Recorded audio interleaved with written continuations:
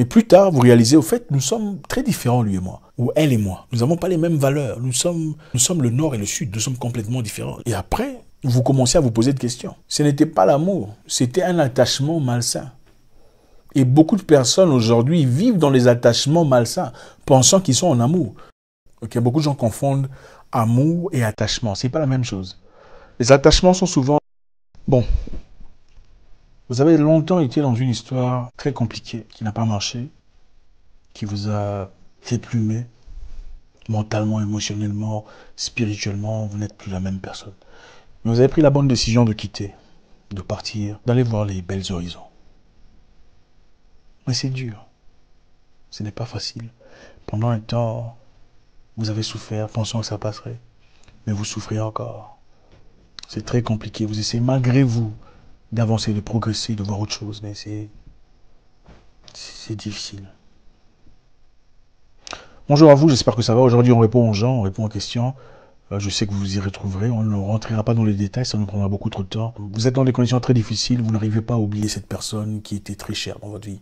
Et c'est difficile. Il y a des raisons pour lesquelles vous n'arrivez pas à oublier cette personne. C'est très dur, mais il faut s'y mettre. Et pour s'y mettre, il faut connaître les raisons, plus clairement. Vous savez, quand vous vous mettez dans une histoire avec quelqu'un, vous vous aimez, vous vous adulez, c'est génial, n'est-ce pas? Surtout quand c'est réciproque et que c'est quelqu'un que vous aimez vraiment. C'est votre genre. Vous voyez un peu de quoi je parle. En tout cas, si c'est votre genre, ok, ça a été votre genre, votre goût, comme beaucoup disent ici. C'est difficile. Quand ça a été compliqué, caustique, ce n'est pas facile. Souvent, on sait que ça ne marche pas, mais c'est parce que, voilà, on a l'impression que l'amour est trop fort pour laisser aller. L'amour est trop grand pour abandonner. On s'est beaucoup investi dans une histoire pour simplement dire au revoir. Mais finalement, vous avez quand même pris le grand courage qu'il fallait pour faire ce qu'il fallait. Et ça devient très compliqué. C'est normal. Ne vous en voulez pas pour ça. Vos vies sont entrelacées. Avec tout ce que vous avez vécu dans le passé comme expérience, comme difficulté. C'est tout à fait normal que vous ayez cette relation, ce sentiment amer. C'est normal. D'accord? L'une des raisons pour lesquelles vous n'arrivez pas à oublier, c'est les questions venant de votre ego. Okay? C'est tout à fait normal. Ça vient, pourquoi? Pourquoi c'est à moi que ça arrive? Pourquoi? Et si je faisais ça différemment? Et si j'étais un peu plus calme? Ou un peu plus tolérant, malgré que tout ce qu'il faisait, ou tout ce qu'elle faisait dans ce cas, n'était pas cohérent en rapport avec une femme qui est engagée à un homme. Et si j'étais un peu plus tolérant par rapport à son amie qu'elle voyait chaque jour, cette personne à qui elle parlait beaucoup plus qu'avec moi, si je n'en faisais pas toute une histoire, peut-être qu'on serait toujours ensemble. Et si je lui donnais un peu plus d'argent, malgré le fait que je lui donnais 75% de mon salaire déjà, si je fournissais un peu plus d'efforts, hein, l'argent là qu'on me doit là-bas de l'autre côté, j'aurais pu le lui donner. Parce qu'elle m'avait demandé, je ne lui ai pas donné. Ça, c'est votre ego qui revient en train de vous poser des questions, vous remettre en question. Là, en effet, vous ramenez à la case de départ. C'est ça la réalité de l'humain. Vous vous posez des questions, vous voulez comprendre pourquoi. Pourquoi elle part? Pourquoi elle ne m'appelle pas? Pourquoi elle se calme? Ne suis-je pas assez bien pour elle? Suis-je aussi facilement remplaçable? Je n'y crois pas. C'est votre ego. C'est normal, mais il faut le combattre. Si c'est une femme, mais n'ai-je pas été assez femme pour lui? Y a-t-il mieux pour lui dehors? N'a-t-il pas vu les sacrifices que j'ai fournis? Les efforts que j'ai consentis? C'est votre ego en train de parler. Il faut le combattre. Et si je faisais ça? Et si je faisais ça? Et si je cuisinais pour lui? Et si je lui lavais ses chaussures? Et si je massais son dos un peu plus fréquemment? Et si je lui prêtais l'argent qu'il me demandait? C'est votre ego simplement en train de vous dérouter. Là, vous êtes en train de dealer avec le passé. Et si je faisais ça? Et si je faisais ça? Ce n'est pas le présent, c'est le passé. Mais vous n'y êtes plus. Parce que vous avez mûrement réfléchi. Et vous avez compris que ce n'est pas ce que vous voulez. C'est normal que votre corps, votre esprit vous combattent, essayant de vous retourner là où vous êtes, parce que c'est là que l'esprit est habitué. Le corps, naturellement, cherche à rentrer là où il est habitué. Voilà pourquoi beaucoup vous diront, vaut mieux un démon qu'on connaît qu'un ange qu'on ne connaît pas. Ça veut simplement dire, on préfère une histoire qu'on a déjà gérée dans le passé, qu'une belle histoire qu'on ne connaît pas. Mais vous savez, au plus profond de vous, vous le savez, ça ne marche pas. Ce n'est pas ce qu'il faut pour vous. Vous êtes dans la bonne direction, mais c'est dur. Il faut s'y attendre. Vous ne vivez plus dans le passé. Il est temps de progresser. L'une des raisons pour lesquelles vous n'arrivez pas à progresser, c'est parce que vous êtes émotionnellement dépendant de cette personne. Et ce n'est pas de votre faute. C'est normal, écoutez, vous avez vécu 5 ans ensemble. Vous avez connu des difficultés ensemble, des bonheurs, des tristesses, des galères. Ensemble, vous avez surmonté beaucoup de choses. Des revers, des challenges. Ça a été votre coéquipier pendant longtemps, une coéquipière peut-être. C'est normal que vous soyez émotionnellement attaché. Et à chaque fois qu'il disait quelque chose de bien, ça vous faisait du bien. Et quand il disait quelque chose de négatif, ça vous faisait mal. C'est normal. C'est un attachement émotionnel tout à fait normal. Et c'est certainement l'une des raisons pour lesquelles vous n'arrivez pas à progresser, à l'oublier et à avancer. Maintenant, quelques éléments qu'il faut faire pour évoluer dans la vie, parce que la vie est comme ça. On n'a pas toujours ce qu'on veut.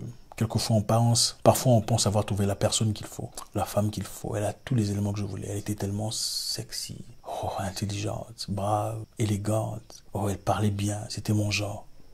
C'est triste, mais ce n'est pas toujours ce qu'il vous faut, malheureusement. Des fois, il vous faut quelque chose de différent, ou qui n'est pas nécessairement à votre goût au départ. Mais le goût vient en mangeant avec certaines personnes. Pas avec tout le monde, avec certaines personnes. La première chose à faire pour éviter tout ça, c'est quoi? Arrêtez toute forme de communication. Vous voulez oublier cette personne, cette femme qui vous a pourri la vie, hein, malgré sa beauté, son élégance, malgré son slay queenisme et tout le reste. Vous connaissez les slay queens, hein? Les slay queens sont ces filles-là qui sont riches sur Internet. Elles sont toujours riches, toujours en tout ça, après d'une Range Rover qui appartient à qui on ne sait pas. Des voyages à Dubaï, qui a payé pour ça, on ne sait pas. Femme indépendante, femme forte, enfin bref, c'est pas ça le sujet. Mais vous savez qu'il faut partir. La première chose, il faut couper toute forme de communication. Plus de communication, plus de allô, bonjour, c'est vous voulez juste simplement savoir si tu allais bien. Non, il faut arrêter tout ça. Oh, c'est juste tout ça. Joyeux anniversaire, ce n'est plus votre histoire. Vous lui souhaiterez joyeux anniversaire après 1 an. Oh, j'ai oublié ma chemise là-bas. Non, il ne faut pas aller chercher ça. Laissez ça. Coupez toute forme de communication. Ça, c'est la première chose à faire. Si c'est nécessaire, je n'aime pas le dire, de bloquer la personne, je trouve ça un peu enfantin quand même. Parce que toutes les relations ne sont pas obligées de finir par blocage. Non, je crois que c'est complètement... J'ai envie de dire un mot, mais je ne le dirai pas. Vous comprenez ce que c'est? On peut avoir une relation qui n'a pas fonctionné, mais garder de l'amitié, ça c'est très mature, j'ai vu ça. Mais ça doit avoir été une relation saine. Donc, je ne vous encourage pas de bloquer. Je vous encourage, d'ailleurs, il y a beaucoup de façons de pouvoir exclure quelqu'un de votre feed, c'est-à-dire de votre Facebook, votre Instagram, de vos activités, sans nécessairement voir tout ce qu'il fait. Vous, hein, comment on fait ça? Cacher, hein, cacher ses publications, cacher tout ça. Ne restez pas là en train de regarder ce qui... Évitez tout, c'est une forme de communication. Donc, vous n'êtes pas disponible. Ne parlez pas à cette personne. Elle vous appelle, il ne faut pas prendre le téléphone. Si vous savez c'est ce que vous voulez, vous ne voulez plus de cette fille qui vous a pourri la vie. Je vois les sœurs ici s'énerver. Ne prenez pas les communications. Ne répondez pas aux textos. Ne répondez pas aux messages. Ne lisez pas. Ne répondez pas. Coupez toute forme de communication. Ne regardez pas son statut. N'allez pas traîner toute votre énergie dans son Instagram, regardant les photos, tout ça. Ne faites pas ça. Ne regardez pas les photos anciennes. Non, ne faites pas ça. Ok. Oh, ça c'était juste après la... Non.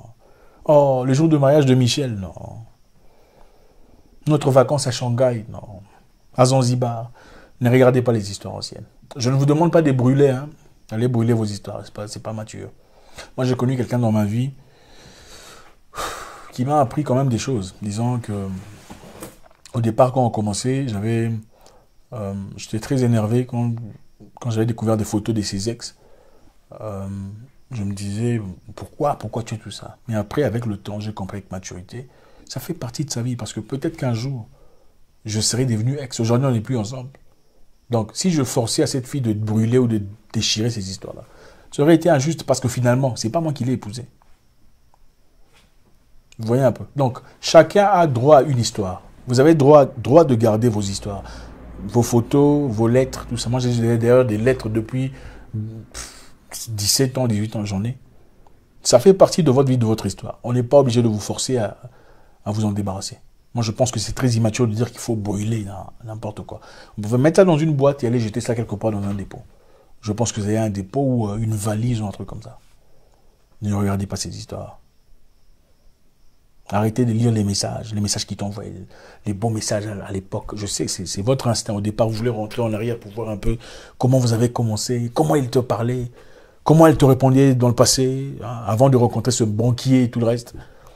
Elle était toujours à l'écoute. Tu regardes même les minutes. Ah, avant, elle me répondait. 1 minute après, elle a répondu. Regarde, 1 minute, mais à partir de là, regarde. 30 minutes, hein, 45 minutes. Il ne faut pas regarder. Vous vivez dans le présent. Le passé est passé.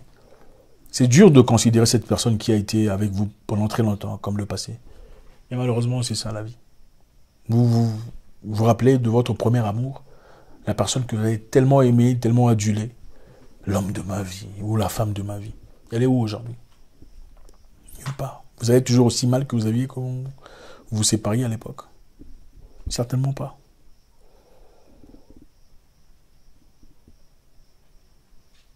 Devenez occupé. Occupez-vous à faire quelque chose. Je pense qu'à l'époque, dans le passé, avant de rencontrer cette fille, vous étiez certainement en train de jouer au basket, en train de faire du sport, en train de faire du karaté, je ne sais pas. Replongez-vous dans vos activités. Peinture, art, musique, salsa, allez danser, allez vous amuser. Retrouvez la vapeur, revivez la chaleur de la vie que vous aviez mise en pause pour accommoder une personne. La vie, c'est un combat. C'est un jeu, mais en étant un combat. Retrouvez la personne que vous êtes. Les activités en dehors de la maison, la lecture, allez vous enrichir, sortez, allez marcher, allez faites un petit voyage si vous avez les moyens. Pour pouvoir avancer et progresser. C'est comme ça. Et en plus, arrêtez de combattre le sentiment que vous avez. Le sentiment d'abandon. Il ne faut pas combattre ça. Il ne faut pas résister à ça. Ça fait partie du processus, c'est important. C'est inévitable. Arrêtez de combattre ces sentiments. Encore une fois, apprenez à vous pardonner. Pardonnez-vous à vous-même pour avoir commis cette erreur, de lui accorder la confiance que vous lui avez accordée. Ce n'est pas de votre faute. Ça prouve que vous êtes peut-être quelqu'un de bien. Ça ne veut pas nécessairement dire que vous êtes quelqu'un de bien. Hein? Ah, ouais. Parce que vous suivez cette vidéo ne veut pas dire que c'est vous qui êtes la personne qui était bien. C'est peut-être vous qui étiez en faute, mais ça, ce n'est pas notre sujet d'aujourd'hui. Pardonnez-vous à vous-même pour avoir placé votre confiance, votre cœur entre les mains d'une personne qui n'a pas su comment gérer ça.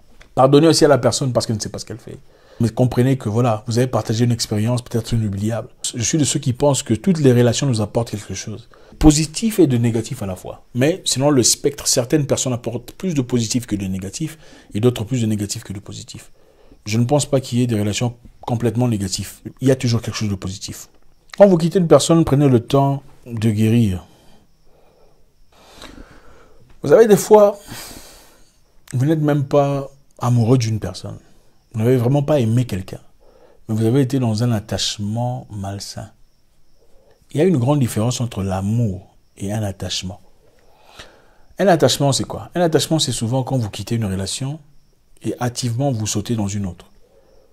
Sans nécessairement faire les enquêtes nécessaires. Okay? Sans nécessairement comprendre, connaître la personne dans ses profondeurs. Ah! Il y a un chat ici en train de me griffer. Excusez-moi. Cela arrive souvent, c'est quand vous allez trop vite d'une relation à une autre. Ok? Vous allez trop vite d'une... Des fois, ce n'est même pas l'amour. Des fois, c'est simplement un attachement malsain.